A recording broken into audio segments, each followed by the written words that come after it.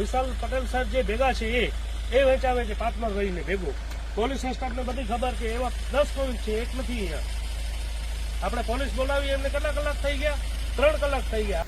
Scanner સાથે. એવું નથી, આ ગુજરાત છે, સ્કેનર સાથે દારૂ. ભાઈ, નિયમ માત્ર સામાન્ય જનતા માટે જ છે, કારણ કે જે ગુજરાતમાં દારૂબંધી છે ત્યાં જ અધિકારીઓ અને પોલીસથી લઈને મોટા ગજાના નેતાઓના કાળા કારોબારની સંડોવણી સામે આવે અને પછી જ્યારે આ બધું જ ખુલે અને કાળા કારોબારનો પર્દાફાશ થાય ત્યારે થોડા દિવસ ચર્ચાઓ થાય, આક્ષેપ પ્રત્યાક્ષેપ થાય અને રાજકીય ગરમાવટ આવે.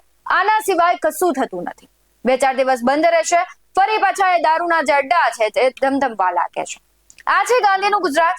એમાં પણ 31st નજીક આવી રહી છે એટલે દારૂનું સેવન અને જે વેચાણ થઈ રહ્યું છે તેના કહેવાય છે કે અડ્ડાઓ છે ત્યાં પોલીસ દ્વારા પણ ક્યાંક એક્શન લેવામાં આવી રહ્યું છે. પરંતુ હવે ધીમે ધીમે લોકોમાં પણ જાગૃતિ આવી છે, જનતા રેડો થઈ રહી છે. પણ પોલીસને લોકો ફોન કરે છે પણ ઊંઘતી અથવા તો આંખ આડા કાન કરતી પોલીસ 3 કલાક સુધી નથી આવતી. નમસ્કાર, ગુજરાત BS9 TV ન્યૂઝમાં આપની સાથે હું ભગવતી વિશાવડિયા. સંઘવી સાહેબ મોટા બણગાતો ફૂકે છે કે મને વિડીયો મોકલજો, 24 કલાકમાં એક્શન લેવામાં આવશે. જેતપુરમાં મહિલાઓએ બતાવ્યું કે દારૂના જે અડ્ડા છે, ખુલ્લેઆમ દારૂ વેચાઈ રહ્યો છે શિવનગરમાં અને કચ્છમાં તો સરહદી વિસ્તારમાં તો વાત જ શું કરવી. પોલીસ જ કારોબાર કરે છે. સાહેબ, હવે તમે એને શું કહેશો? વાત એમ છે કે કચ્છ જિલ્લાના ભુજની રણ સરહદે કાયદા અને વ્યવસ્થાનો ખુલ્લો પડકાર ફેંકતો એક ચોંકાવનારો વિડીયો સોશિયલ મીડિયામાં વાયરલ થઈ રહ્યો છે. ખાવડા નજીક આવેલી ખાનગી કંપની આસપાસ જાહેર જગ્યા પર ખુલ્લેઆમ દેશી અને વિદેશી દારૂ વેચાતો હોવાનો વિડીયોમાં પર્દાફાશ થાય છે. વાયરલ થયેલા વિડીયોમાં સ્પષ્ટ દેખાય છે કે એક બોલેરો પિકઅપ કારને મોબાઈલ દારૂના અડ્ડા તરીકે ઉપયોગ લેવામાં આવી રહી છે અને કારની અંદર મોટી માત્રામાં દારૂની પેટીઓ ગોઠવેલી જોવા મળી. જ્યારે કારની બહાર પણ દેશી દારૂથી ભરેલી 2 મોટી કોથળીઓ પડેલી હતી. સૌથી ચોંકાવનારી બાબત એ છે કે દારૂ ખરીદનાર પાસે રોકડ ન હોય તો UPI મારફતે ઓનલાઈન પેમેન્ટ લેવામાં આવતું હોવાનું પણ વિડીયોમાં દેખાઈ રહ્યું છે. આ સમગ્ર મામલાનો પર્દાફાશ ઈશાક સમા કોટડા ગામના સરપંચ દ્વારા કરવામાં આવ્યો હોવાનું સામે આવ્યું છે. શનિવારે સાંજે આશરે 7 વાગ્યાના સમયે સરપંચ ઈશાક સમા જાતે જ આ દારૂના મોબાઈલ પોઈન્ટ પર પહોંચ્યા હતા. તેમણે બોલેરો કારમાં ભરેલા દારૂ, આસપાસની સ્થિતિ અને વેચાણની પદ્ધતિનો વિડીયો બનાવી સોશિયલ મીડિયામાં જાહેર કર્યો, જે હવે ઝડપથી વાયરલ થઈ રહ્યો છે. સરપંચ છે તે આ મામલે ગંભીર આક્ષેપો પણ લગાવી રહ્યા છે. તેમનું કહેવું છે કે ખાવડા અને ભુજની રણ સરહદ વિસ્તારમાં લાંબા સમયથી ગેરકાયદેસર દારૂનો ધંધો ચાલે છે, છતાં પોલીસ અને સંબંધિત તંત્ર તરફથી કોઈ કડક કાર્યવાહી નથી કરવામાં આવતી. તેમણે એવો પણ આક્ષેપ કર્યો છે કે આ દારૂના અડ્ડાઓને કોઈકનો મૌન આશીર્વાદ મળતો હોય તેવું લાગી રહ્યું છે, કારણ કે આટલી બેફિકરીથી જાહેર જગ્યાએ ખુલ્લેઆમ દારૂનું વેચાણ થઈ રહ્યું છે.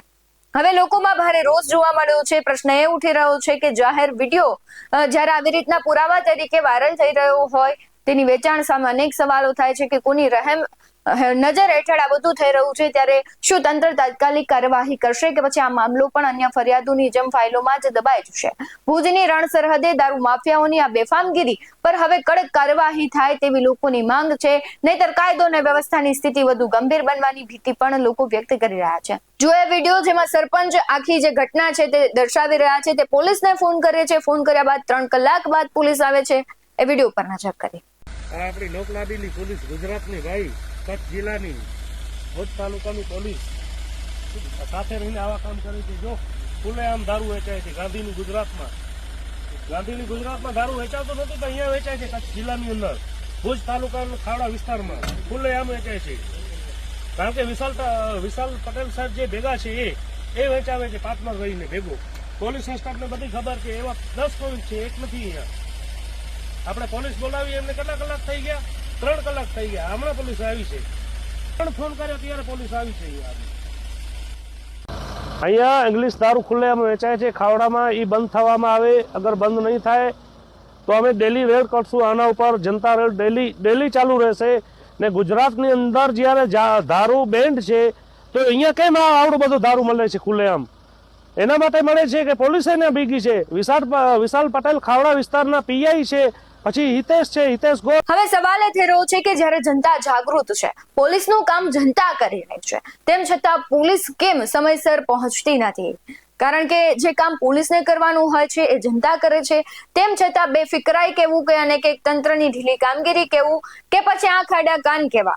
કારણ કે 3 કલાક સુધી જો પોલીસે ન પહોંચતી હોય તો સ્વાભાવિક છે પોલીસ પર પ્રશ્નો ઉઠે, અને આક્ષેપ તો એવા પણ થઈ રહ્યા છે કે એક પીઆઈ છે એ આખું આ બધું કારોબાર જ સંભાળી રહ્યા છે, કારણ કે સરપંચ છે તે આક્ષેપ કરી રહ્યા છે. હવે તમને શું લાગે છે ગુજરાતમાં કેટલો દારૂ વેચાય છે, કઈ કઈ જગ્યાએ વેચાય છે? કારણ કે દરેક જગ્યાએથી ગુજરાતમાંથી દ્રશ્યો તો સામે આવે જ છે કે બેફામ છે દારૂનું વેચાણ થઈ રહ્યું છે, ડ્રગ્સ છે તે પણ વેચાઈ રહ્યું છે.